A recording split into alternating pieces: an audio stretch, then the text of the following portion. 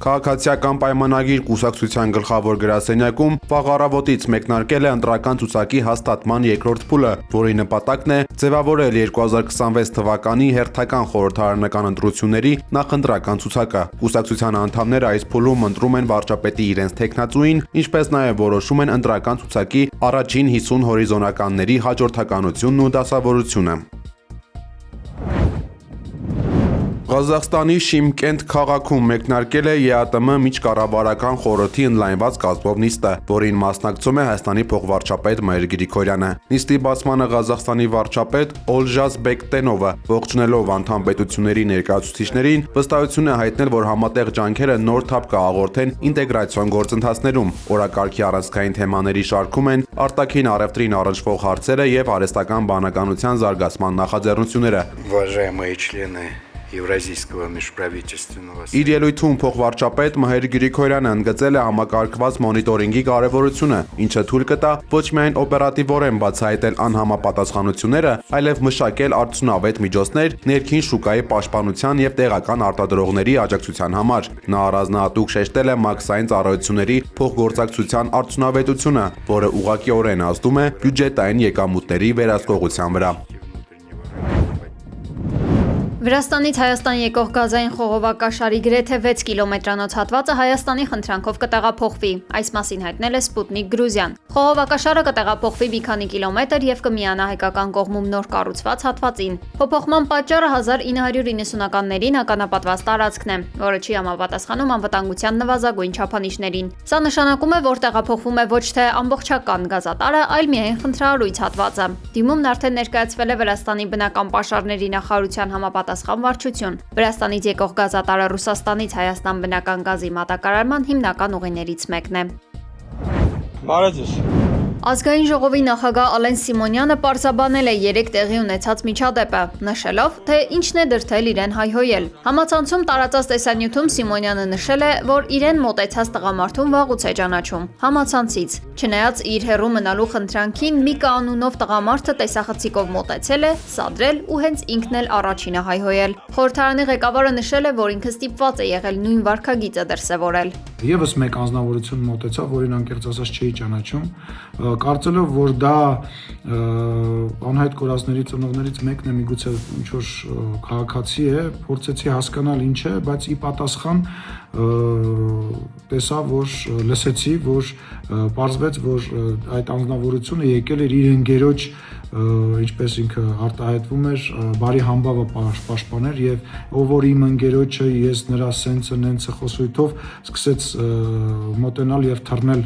իմ ուղղությամբ, որին ոստիկանները հետագայում հեռացրեցին, հետո պարզվեց, որ ես իմ ինչ-որ կուսակցության ղեկավար, թե չգիտեմ ով մի խոսքով։ Ավելի ուշ պարզվել է, որ երկրորդ անձնավորությունը, ում ոստիկանները բերման են ենթարկել, համահայկական ճակատ կուսակցության ղեկավար Արսեն Վարդանյանն է։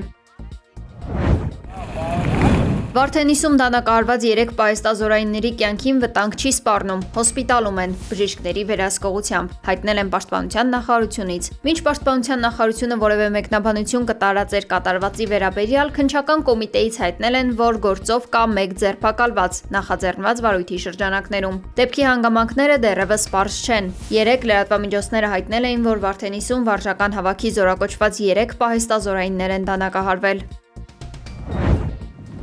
ԱՄՆ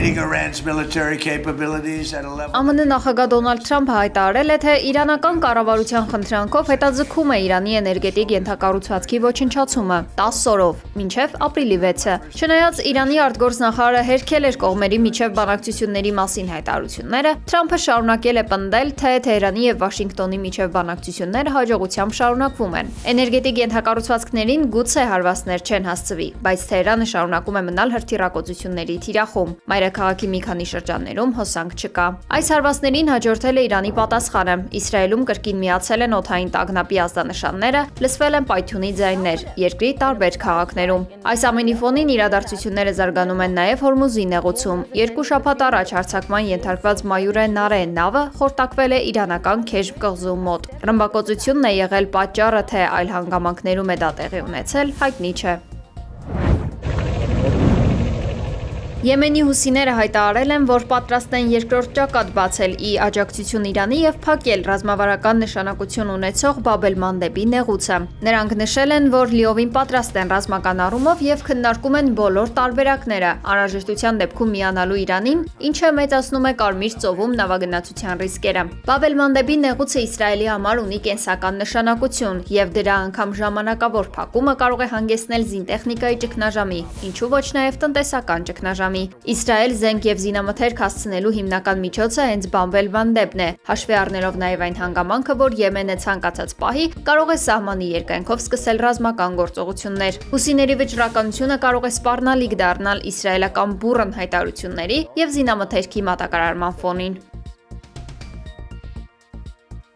Իսրայելի վարչապետ Բենյամին Նեթանյահուն հայտարարել է Իսրայելում պարտադիր զինվորական ծառայությունը ընդլայնելու ծրագրերի մասին, զինվորների պակասի պատճառով։ Իսկ Իրանի զինված ուժերի գլխավոր խոսնակը հայտարարել է, որ Հորմուզի նեղուցում իրավիճակը չի վերադառնա իր նախկին դրությանը։ Ավելին, հրթիռային հարված է հասցվել թայլանդական տանկեր տեղափոխող նավին, որը փորձել է առանց թույլտվության անցնել նեղուցով։